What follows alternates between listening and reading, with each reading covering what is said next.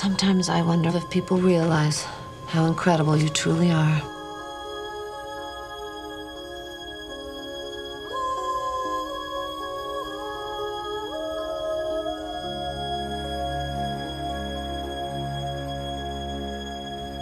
My wife and I first watched that movie in the late 1980s, and I found the story to be very inspiring. And like most things, when you see an inspiring movie, you say, "Gee, I sure wish I could be like Augusto Adoni, who was played by Nick Nolte in that movie."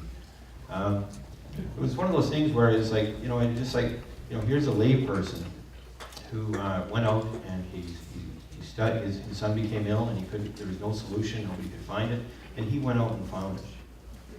Well, if we flash forward to the birth of my children. The disorder that Nick Nolte's son in the movie, or Augusto Adoni's son, was called adrenal leukodystrophy. It's a genetic disorder that causes the myelin in the body to disintegrate and to degrade, and so eventually what happens is that the young person ends up losing all nervous ability to move or to think or to do anything. All right, the gene is attached to the X chromosome, so it's X-linked, kind of like hemophilia, although it can be as devastating as hemophilia. What happens is that very long-chain fatty acids build up in the body. Our body produces them, and we also eat them. Okay, it also comes in our food. And so the problem with that is that when it builds up in the body, it attacks the myelin, and because the body can't digest it, and that's the crux of the matter with adrenal leukodystrophy. They're in the food we eat, as I mentioned, and of course, and our body makes them. So, how the disease presents? Well, there's three ways that the disease presents. The first way is cerebrally.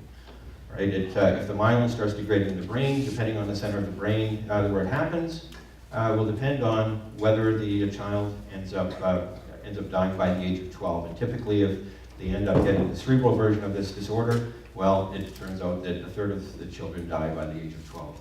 Another one is, the second version of it is called adrenal myeloneuropathy, which presents like multiple sclerosis. People can live a long life, but they end up sometimes in a wheelchair, sometimes with a cane, sometimes nothing at all. The third method is, or the third way it presents is when it hits the adrenal glands.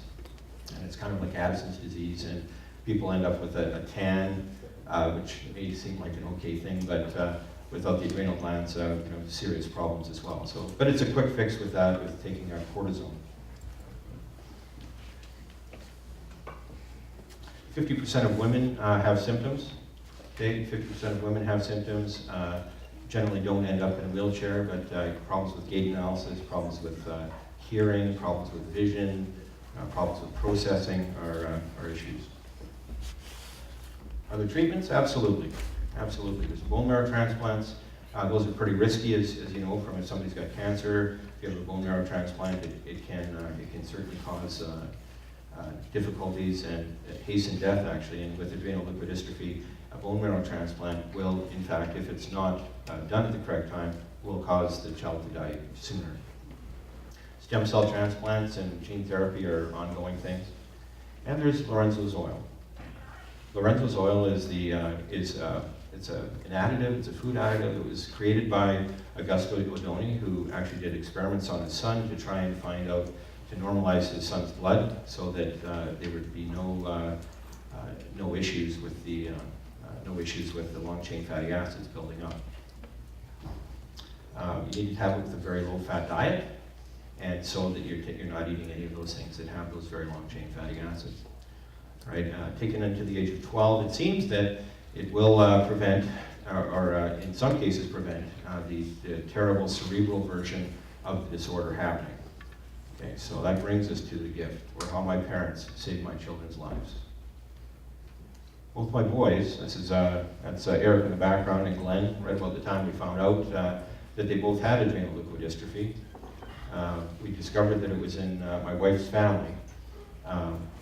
Through one of her little nephews, ended up had the disorder and was having seizures and was having things, and they went through the process of identifying what was wrong with him, and they came up with it was ALD, it was adrenal leukodystrophy. And so because it's X-linked, it's on the X chromosome, They went throughout the family and they tested everybody in my wife's family. And it turned out that my wife's grandmother was a carrier, my wife's mother was a carrier, my wife was a carrier, and both my boys have they have the gene for adrenal leukodystrophy. Now, it doesn't necessarily mean that they're going to end up with the cerebral version or the adult version or the adrenal myeloneuropathy or the Addisons. We don't know that.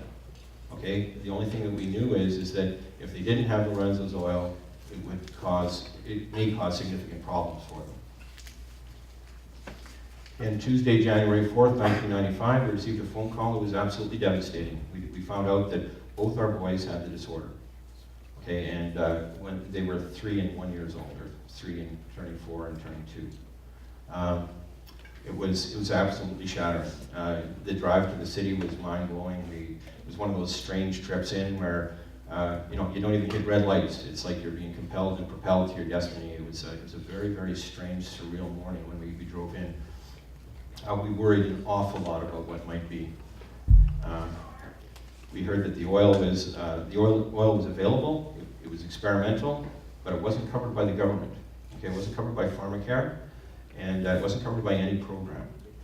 So that was a huge issue because it cost between $6,000 and $10,000 a year. Now, as a beginning teacher, as in my second year of teaching, I was bringing home about $24,000 a year. And so you can well imagine taking $6,000, $10,000 out of that is absolutely mind-blowing. There'd be no money left for anything. Okay. Also, back then, it was in the early 90s, there's little fat-free food around. Okay, and so what we ended up doing we'd have to import fat-free food from the United States, where it was a little bit more easily found, and so we were able to do that several times a year. My parents took care of the paperwork. It's interesting to know that you can't import a large amount of cheese from the States without having an import permit. And my dad discovered that and jumped through all the hoops that the government wanted. And so we were able to import food so that we could easily feed them to a certain extent. But everything had to be homemade. And if any of you have eating difficulty, or if any of you have issues with your food and you have to have, for example, gluten-free, well, you know that there's a lot of home baking. There's a lot of home baking. And when my boys would go to parties, we would send along cake. We would send along everything that they would eat at that party. We had MRIs. We had brain MRIs every 6 months. We had brain MRIs every 6 months, and they tested the cortisol levels and all these different things. And seemingly they were intact. Okay, they was neurologically intact, although my son Glenn had a small kind of lesion in his balance center of his brain that looked like demyelination. And so it was, if you can imagine, so you tell your parents, or you tell parents of a child with a potential disorder, well, your child's got a little lesion in his balance center of his brain, so you may notice him falling down more. So as a parent with a 2-year-old, how often does a 2-year-old kind of slip and fall? Every time Glenn kind of slipped and fell or teetered or tottered, it was a very, very kind of grim reminder of what was potentially starting to happen. Friends and family donated money. Okay, they donated money to us so we could get 3 months of the oil for the boys, okay, because it wasn't covered. It's not a solution to the problem, though. It wasn't a solution to the problem. My wife's family decided to have a social.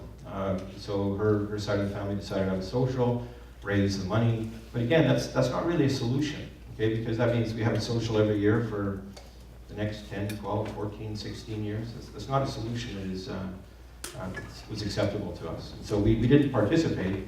To the credit, they raised $20,000, but at the end of the year, the $20,000 was gone because there was actually 3 other boys in our family, in my wife's family, that had the disorder, and so that money was split up in a hurry and spent in a hurry as well because the oil was so expensive. It's not a drug by any definition. They call it a food additive. Enzos Oil is a food additive, and so it's not covered by the life-saving drug program. Our geneticist was encouraging the government to cover it somehow, but that just wasn't happening. It just wasn't happening. And so my parents kind of stepped in, and they decided to get the rules changed for everybody.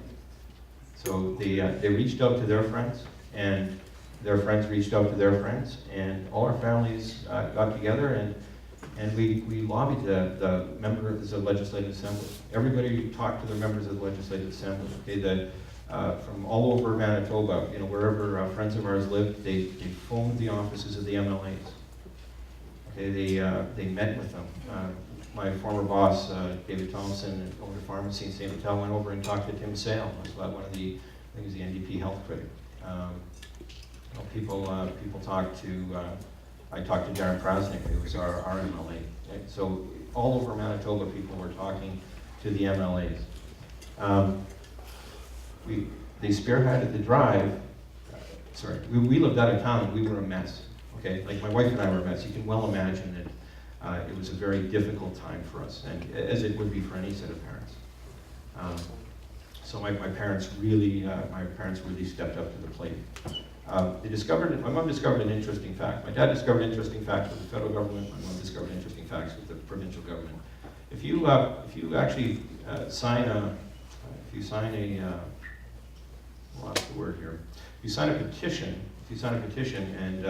and send that in, they just table that petition in the legislature, and they just say, look, we've got 10,000 names. But if they don't have to respond to that really. But if you send a letter to your MLA, they have to respond. Or if you send a letter to the Minister of Health, they have to respond. And so what my mom did was, through the miracle of photocopying and pre-stamped envelopes, we typed up a letter and then distributed it to as many people as we could find. And I mean, everybody's parents. Everybody is a parent. Well, lots of people are parents. And so what people did was they sent them in. So we landed 2,000 of these letters on the Minister of Health's desk. Okay, that's a lot of letters to write back. We also reached out to the press. Fred Cleverly, he's passed away now, but he writes on the editorial page, or wrote on the editorial page of the Free Press. He wrote a great editorial about what's a kid's life worth. And the nice thing about the editorial page is that the provincial government reads it. So, this is all going on during an election campaign, right? And so we've had lots of worries. What if we get this funding and then we lose the election and then the funding's gone because the party that's in power didn't promise it? We were really kind of very, very nervous. But fortunately, the government came through. We worked with them. We received word that we were going to get covered after the election. It was going to be covered, and the PCs fortunately won. They decided to cover it under a food supplement thing, and so it was covered for everyone, not just it was covered for everyone. Recently, I mentioned earlier that Enzos Oil is an experimental drug. Well, it is an experiment. It was experimental. They've since done some long-term studies and found that it does impact on helping normalize the blood and reducing the amount of long-chain fatty acids in the body. And so it fortunately, in our case, it proved out to be true. And our boys are now they're 20, 22, and they're both playing in different bands and going to university and working and doing things that regular kids do. And once they're past the age of 12, they can lose the fat-free diet. So what does the future hold? Well, there's stem cell research, there's gene therapy. All these things are advancing. And there are all sorts of research centers around the world now. They're in the south of France. They're in the Netherlands. The Kennedy Krieger Center in Baltimore, Maryland, in Winnipeg, Manitoba. Okay, when kids are on Enzos Oil, they get checked. They get checked monthly, or they get checked every 6 months to make sure that it is working with their blood, and it is helping normalize things and keeping them healthy. And all those results are tabulated and correlated.